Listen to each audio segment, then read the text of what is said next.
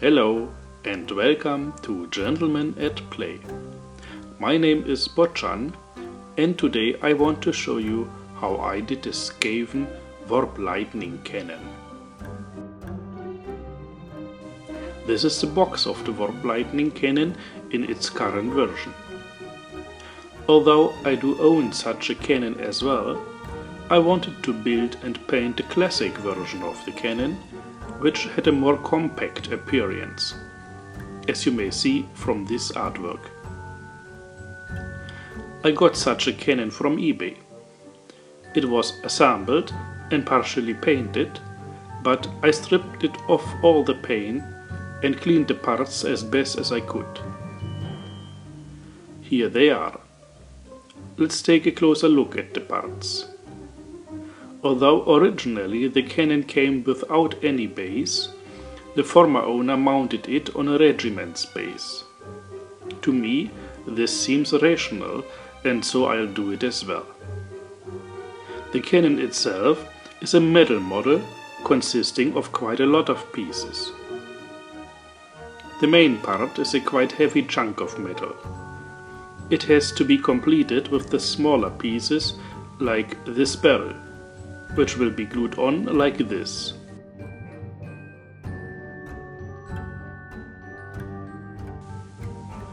The cannon will be placed on this wooden carriage. Of course, there are two wheels on the front necessary as well. The cannon also is equipped with a periscope that will be placed here, slightly sideways along the body of the cannon. The reason for that is that the warlock engineer who operates the weapon must be able to look through the periscope. He rides on the carriage and sits on a chair next to the cannon. The whole construction is moved by two slaves who have to push it from behind. The cannon has a metal ring on its back. A wooden beam will run through it so that the two slaves may grip that beam and push the carriage forwards.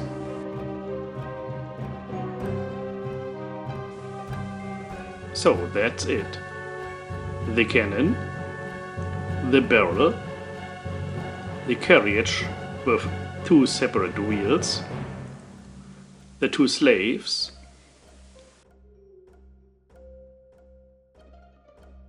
the warlock engineer, the periscope, and the right arm of the engineer holding the trigger.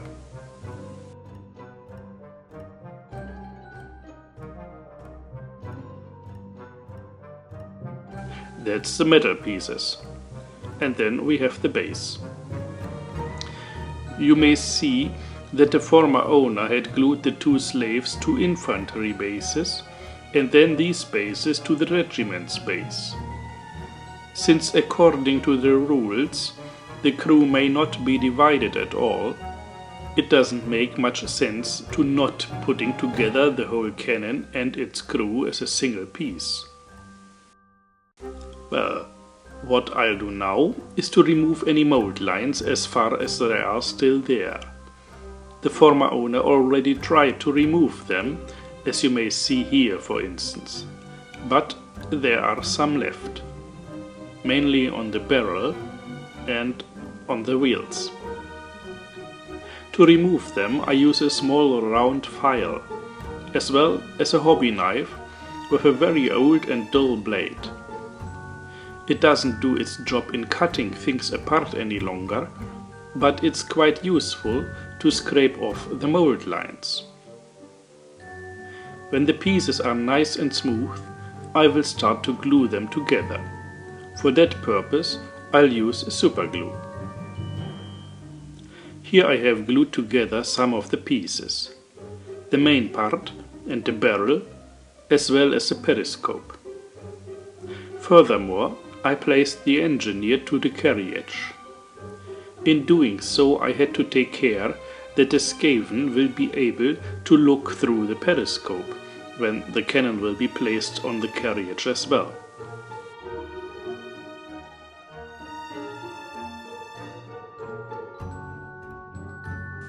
However, it's not that easy to glue on his right arm, because it has to be attached as well to his body as to the main part of the cannon. I decided to glue it to the cannon and used some poster tack to temporarily stick it to the engineer's body while I was trying to place the arm correctly. This took some effort, but finally I think I was successful. To me it seemed more comfortable to later take care of the gap between the arm and the body than to deal with a hand that doesn't fit very well to its position on the main part of the cannon. As for now, I didn't glue the two wheels to the carriage as well as the two slaves. I'll better paint these parts separately. As for the painting, I'll start with giving all parts a coat of black surface primer. Now everything is primed, and I'll begin the paint job with the biggest piece. It consists mainly out of metals, so I'll paint it using tin bits for all brassy parts and with bolt gunmetal for all silverish parts. Here you can see the two metal colors.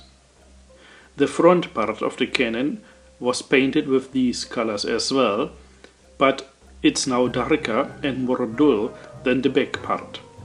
That's because I gave it a wash using Agrax Earthshade to create shadows in the recesses. I washed the back part in the same manner. After all the parts are washed and dry again, we'll bring the shine back to the metals. To achieve that, I'll stipple on metallic paints. For that purpose, I use a dry brush. The first color is tin bits again. I take some onto the brush, wipe off most of it on a paper towel, and then stipple it onto the brassy parts.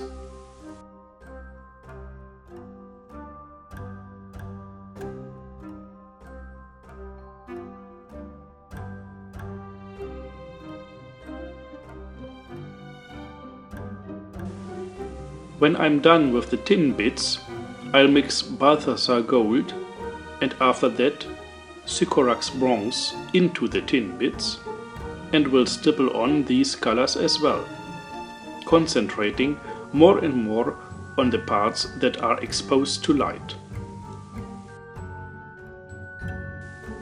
Now the model looks like this.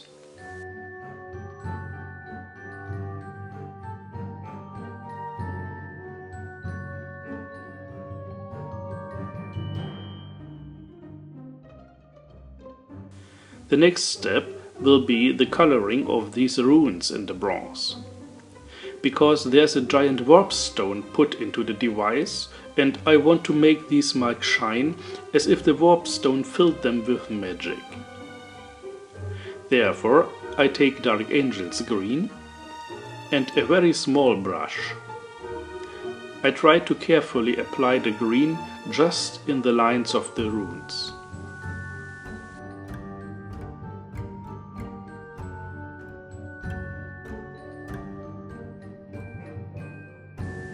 After the Dark Angel's green, I'll be using Snot green, Goblin green, and finally Scorpion green to further enhance the coloring of the runes. With the lighter colors, I try to concentrate on the middle parts of the lines. Now, since all the runes are done, I'll focus on the big warp stone inside. To paint it, I'll use the same colors I used for painting the runes. So first, I'll give it a base coat of Dark Angel's green. After the warp stone is painted Dark Angel's green, I'll be using Snot green, Goblin green, and Scorpion green to make it look like some sort of crystal. To achieve that look, I leave the dark color remain on all the flat surfaces and apply the lighter colors just to the edges, concentrating more and more on the joining points of the edges.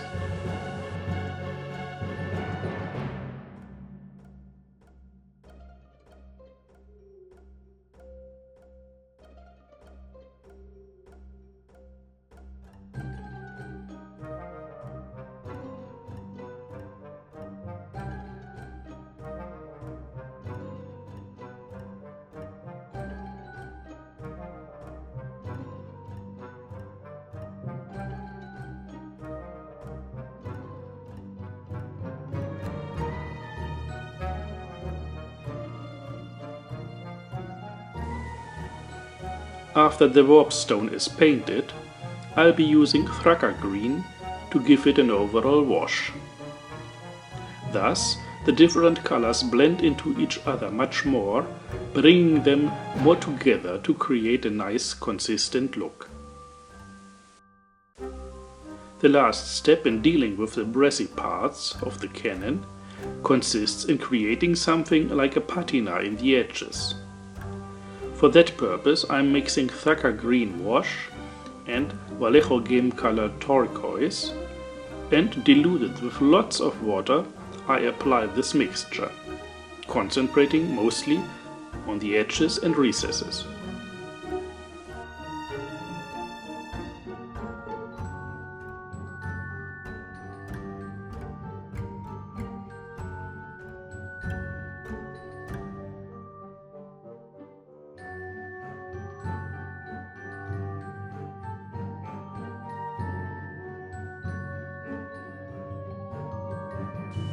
After painting the metal parts and the warpstone, there are some details left on the cannon which I'm going to paint black first.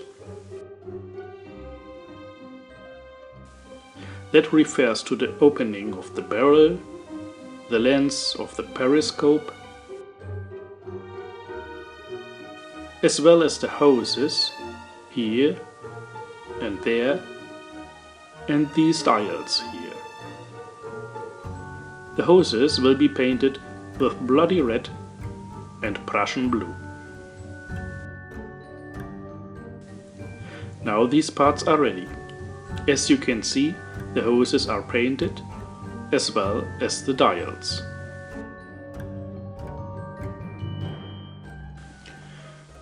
The opening of the barrel is black, and here I tried to paint the lens with different shades of blue. First a dark blue, then some layers of lighter blues in half-moon shapes. A little white dot in the corner evokes the impression of transparency. Now the main part is ready, so I'll take charred brown and paint the wooden parts of the carriage.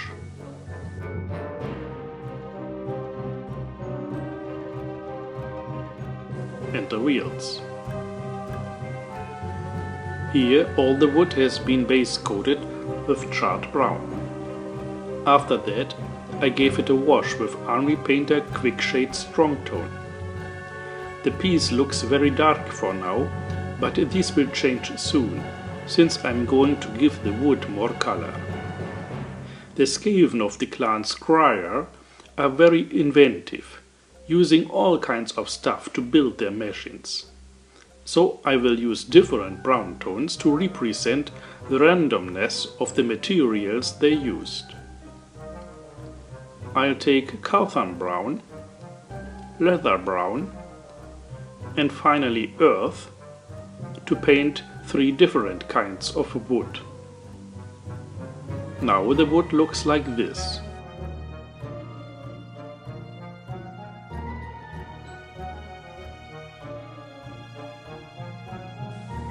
What I'll do now is to mix bone white into all of the used browns to lighten them up. With these lighter colors I'm going to edge highlight the different planks. After all the edges are painted, the model looks like this. Now I'm going to base coat all metallic parts using bolt gun metal. Here I've painted the metal parts and glued the two wheels to the carriage. To create shadows and rust, I washed the metal parts using Seraphim Sepia. Now I'm going to highlight these parts using bolt gun metal again, and after that I'll highlight the most prominent spots using natural steel. I do this not just on the carriage, but also on all silverish parts on the cannon itself.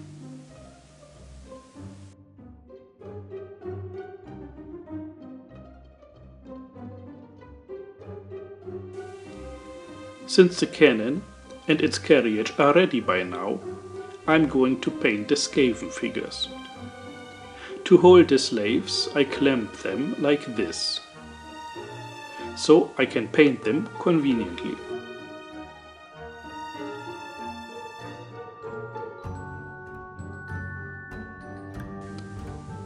I'll begin the painting with dark flesh tone to base coat all the fur parts, and talon flesh to base coat all the skin areas. Here the fur and skin is base coated. I also used Codex Gray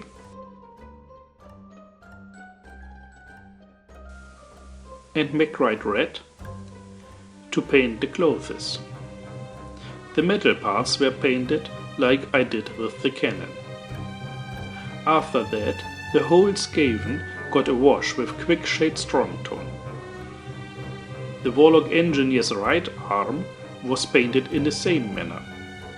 The glove on this and on the other hand I painted using Carthan Brown.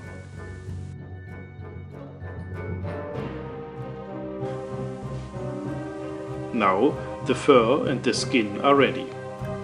I highlighted the skin using Talon flesh again, followed by dwarf flesh. The fur was highlighted with dark flesh tone, followed by beastie brown, and finally by a mixture out of beastie brown and bone white. Now I'm going to highlight the remaining parts. Here the miniatures are done. I painted the metallic parts and the green hose like I did on the cannon. To highlight the red areas, I used scab red. After that I mixed in more and more of bloody red. The final highlights are of pure bloody red. The grey parts were highlighted with Codex Grey and mixtures out of Codex Grey and Deneb Stone. The slaves were painted in the same manner. The cape of this red was painted with Shadow Grey and mixtures out of Shadow Grey and white. Most of my Skaven of Clan Scryer have got clothing pieces of this color, like on this Warp Flamethrower or on this Rattling Gun team. So the Warp Lighting Cannon will fit neatly to the rest of my army. As a next step, I'm going to glue the cannon onto its carriage. Now the parts are glued together, but as you can see, there's a small gap left between the body of the engineer and his right arm. To hide it, I'm using plastic putty by Vallejo. I take a little amount of it and apply it onto the gap.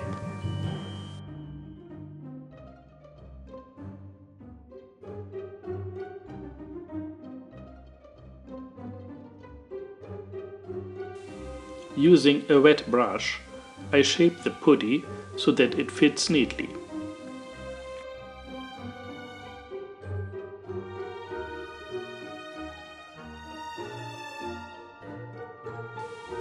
While the putty is drying, I'm going to prepare the base.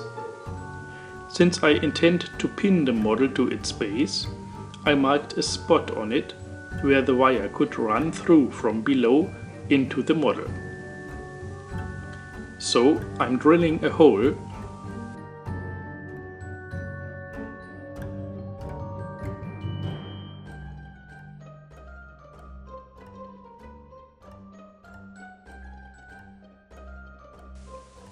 I take my wire,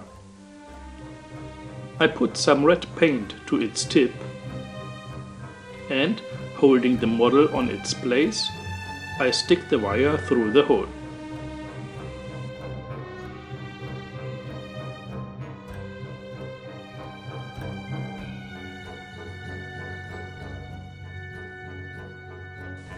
As you can see, it leaves a red spot on the model, so that I know where I have to drill the hole into it.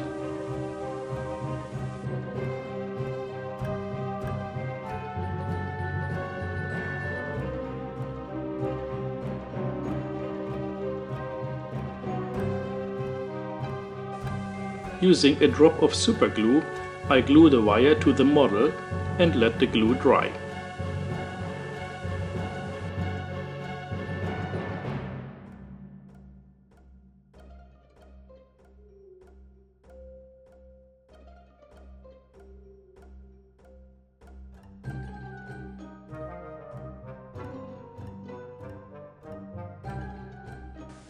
As you may see on this model of a red ogre as an example, I don't like to glue my models directly onto their bases, but do it in a manner that they are slightly raised, so that there's always a small distance between the feet of the model and the base. I do it this way because it allows the impression of the model actually standing onto the ground rather than its feet sinking into it. Since I always do it this way, I want to do it with my Warp Lighting Cannon as well. Therefore, I'm going to glue a small piece of plastic to all spots where the model touches the ground. Here these spots are marked with red paint. To get the necessary plastic pieces, I take an old CD cover and a pair of scissors and simply cut and break some pieces out of it.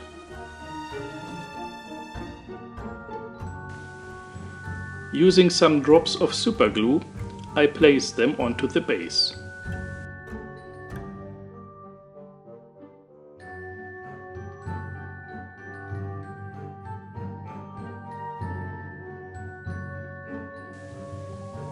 If I now put the model to the base, you can see that the wheels are slightly higher than the rest of the base. A single problem that has to be solved is left by now.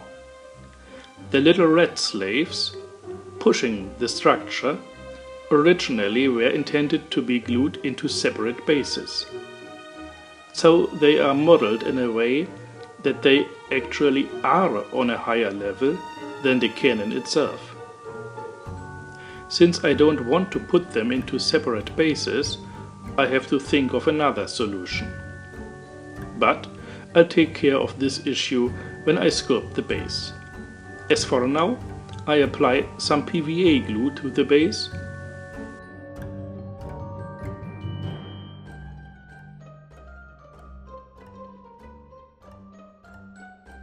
take some sand and give it a first layer.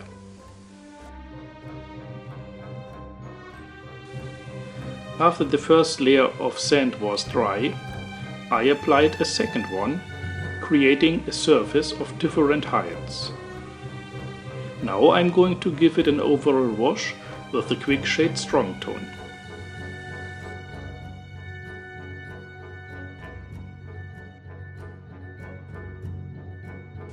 Here the sand is dry again and I temporarily place the model onto it.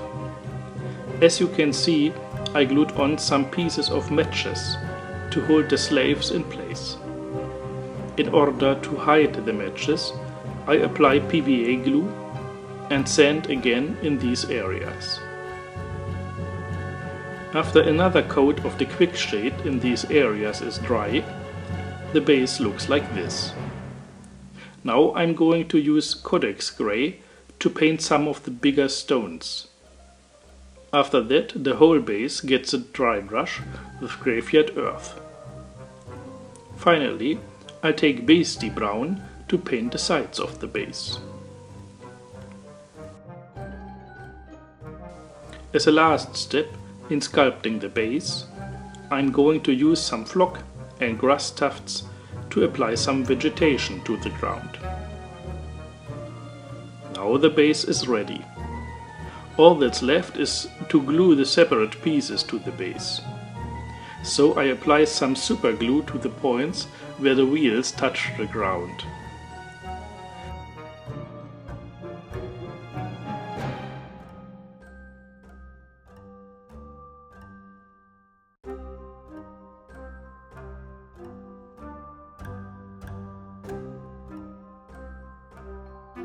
After placing the model, I bend the wire on the other side of the base and glue it in place as well.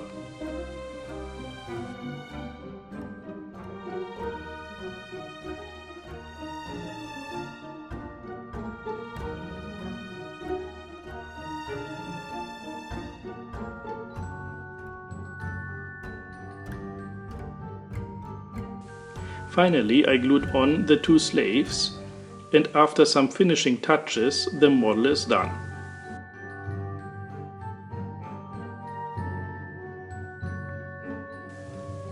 It took quite a while to get this model done, but I do like the way it turned out, and I am eager to hear its zap on the battleground, hopefully melting my enemies rather than toasting my own rats.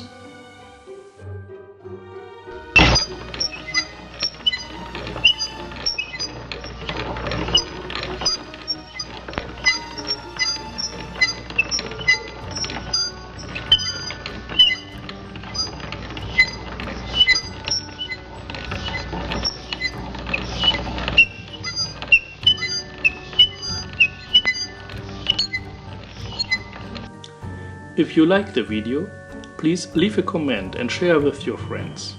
Thank you and see you next time. Have a nice day.